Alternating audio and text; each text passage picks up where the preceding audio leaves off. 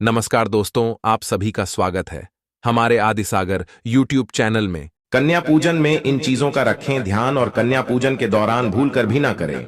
यह गलतियां नहीं तो पूरा जीवन ही बर्बाद हो जाता है। नमस्कार, स्वागत है मित्रों, आप सभी का महायोग टीवी चैनल एक नई फ्रेश वीडियो में। आज की वीडियो बेहद ही खास और ज्ञानवर्धक होने वाली है। नवरात्रि 2024 में कन्या पूजन की तिथि होगा लाभ और कल्याण। आप सभी को हम बता दें कि 3 अक्टूबर से शुरू हुए नवरात्रि के महापर्व का समापन विजयादशमी के साथ 12 अक्टूबर को होगा। मां दुर्गा की आराधना के इस त्योहार में महाअष्टमी और महानवमी पर कन्या पूजन का विधान है, जिसमें छोटी छोटी कन्याओं और कंजक को भोजन कराया जाता है और दक्षिणा देकर उनसे आशीर्वाद लिया जाता है। महाअष्टमी और महानवमी का विशेष महत्व है। कुछ लोग महाअष्टमी को तो कुछ नवमी को कन्या पूजन करते हैं।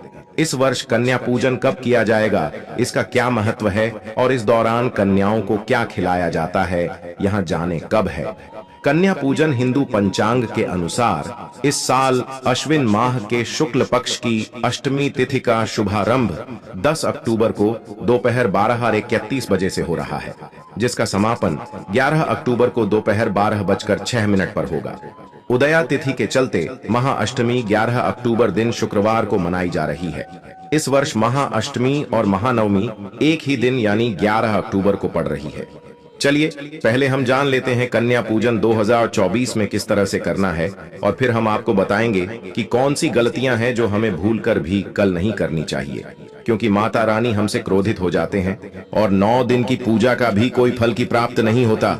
इसलिए माताएं बहनों, अगर आप माता रानी को मानते हैं तो इस वीडियो को लाइक जरूर कर दीजिए, और अगर आपको माता रानी की कृपा चाहिए तो इस वीडियो को एक कमेंट में जय माता दी अवश्य ही लिखें। और हर एक माता बहन को जो भी कन्या भोजन नवरात्रि के दौरान कर नहीं है, उन सभी को इस बात पर विशेष तौर पर ध्यान रखना है कि ऐसी गलती भूल कर भी नहीं होनी चाहिए।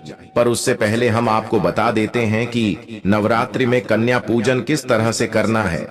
साथ में हम आपको यह भी बताएंगे कि नवरात्रि के दौरान कन्या पूजन के दौरान एक उपाय अवश्य ही कर लेना, जिससे कि आपको लाभ ही लाभ होता है। माता लक्ष्मी का आप पर असीम आशीर्वाद होता है एवं सभी देवी देवताओं का आप पर आशीर्वाद होता है, और माता रानी की कृपा तो आपको यकीनन ही प्राप्त हो जाएगी।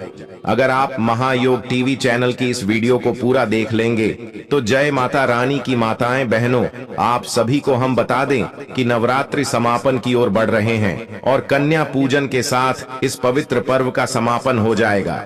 बिना कन्या पूजन के नवरात्रि की पूजा अर्चना पूरी नहीं होती है।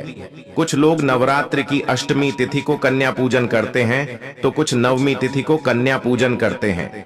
कन्या पूजन में कुछ नियमों का ध्यान रखा जाता है। आइए जानते हैं कन्या पूजन के नियम और विधि। नवरात्रि की अष्टमी या नवमी तिथि को कन्या पूजन करने का विधान रहा है। कन्याओं को घर पर आदर सत्कार से बुलाकर उनकी पूजा की जाती है और फिर भोजन करवाया जाता है। कन्या पूजन के बाद ही नवरात्रि की पूजा संपूर्ण मानी जाती है। मान्यता है कि मां दुर्गा के 9 स्वरूपों को मानकर कन्या पूजन किया जाता है। ऐसा करने से माता का आशीर्वाद प्राप्त होता है और जीवन में मंगल ही मंगल बना रहता है। कन्या पूजन करते समय कुछ नियमों का विशेष ध्यान रखा जाता है और इन नियमों के तहत ही पूजन संपूर्ण होता है। अगर आप भी अष्टमी या नवमी तिथि को कन्या पूजन कर रहे हैं तो इन नियमों का विशेष ध्यान रखना चाहिए, ताकि नवरात्रि के व्रत संपूर्ण लाभ मिल सकते हैं और माता की कृपा हमेशा बनी रहे। आइए जानते हैं कन्या पूजन में किन चीजों का ध्यान रखना चाहिए। कन्या के साथ बालक को भी करें। आमंत्रित कन्या पूजन में इस बात का ध्यान रखें, कन्याओं की उम्र 2 से 10 साल की उम्र के बीच होनी चाहिए और इनकी संख्या 9 होनी चाहिए। ये 9 कन्याएं मां दुर्गा के 9 स्वरूप मानी जाती हैं। उनके साथ एक बालक को भी आमंत्रित करें। वह बालक लांगूरा बटुक भैरव का रूप माना जाता है। शक्तिपीठ की सुरक्षा के लिए महादेव ने एक एक भैरव रखा हुआ है, इसलिए देवी के साथ इनकी भी पूजा की जाती है।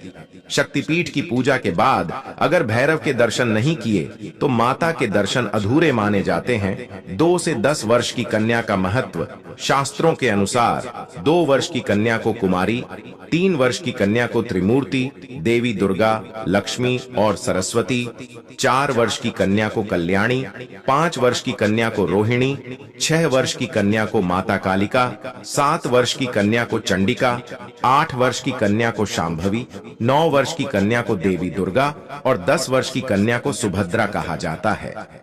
कन्या पूजन के समय हर कन्या अव्यक्त ऊर्जा का प्रतीक मानी जाती है और सभी 9 कन्याओं के होने से यह सक्रिय हो जाती है।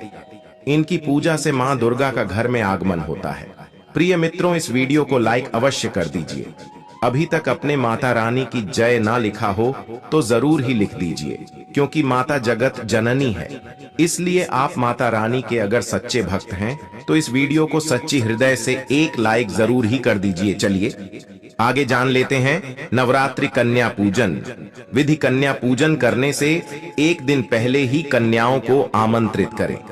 अगर आप अष्टमी को कन्या पूजन कर रहे हैं तो सप्तमी तिथि को कन्याओं को आमंत्रित कर लें, और अगर नवमी तिथि को कर रहे हैं तो अष्टमी तिथि को आमंत्रित करें। साथ ही पूरे घर को साफ रखें, क्योंकि घर आने वाली कन्याएं मां दुर्गा का प्रतीक हैं।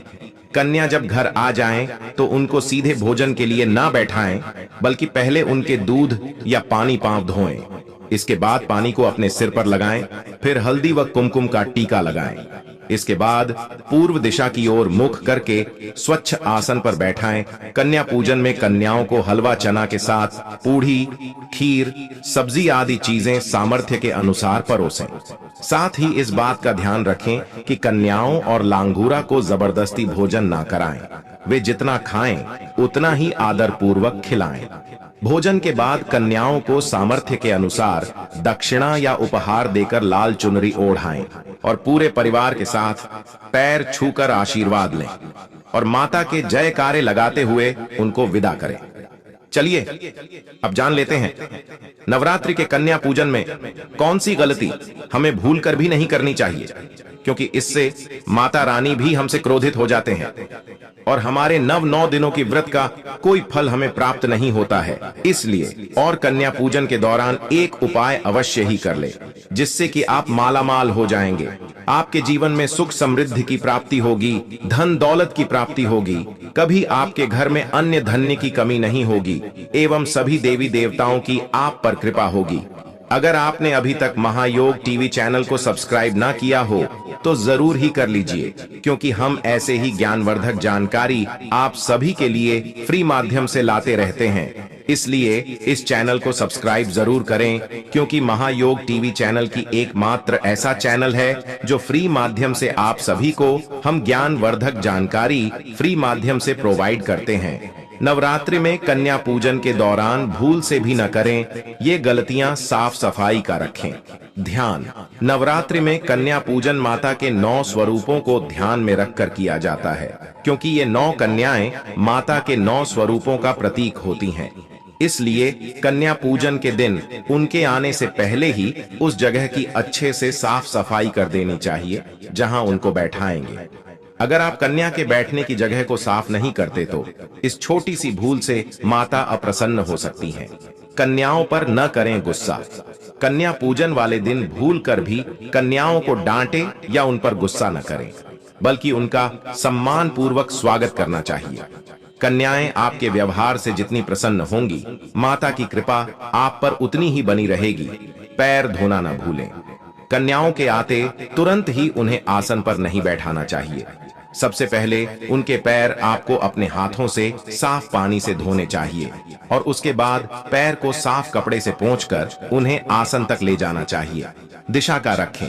ध्यान, आसन पर बैठाकर कन्याओं का तिलक किया जाता है। इस बात का ध्यान रखें कि तिलक करते समय कन्याओं का मुंह उत्तर पूर्व दिशा यानी कि ईशान कोण की ओर ही हो। गलत दिशा में कन्याओं को तिलक करने से आप माता की कृपा से वंचित रह सकते हैं। इसलिए कन्याओं के आने से पहले ही ये देख लें कि आपके घर की उत्तर पूर्व दिशा किस ओर है। ईशान कोण में देवी देवताओं का निवास स्थान होता है और इसलिए इस दिशा में कन्याओं का तिलक किया जाना चाहिए। कन्याओं के साथ जरूर बुलाएं एक बालक। अगर आप कन्या के साथ एक बालक को पूजा में नहीं बुलाते तो आपका कन्या पूजन अधूरा रह सकता है। इसलिए कन्या पूजन में 9 कन्याओं के साथ एक बालक को भी जरूर बुलाएं। इस बालक को भैरव का रूप माना जाता है, जरूर दें कोई भेंट। भोजन के बाद अगर आप सामर्थ्य के अनुसार कन्याओं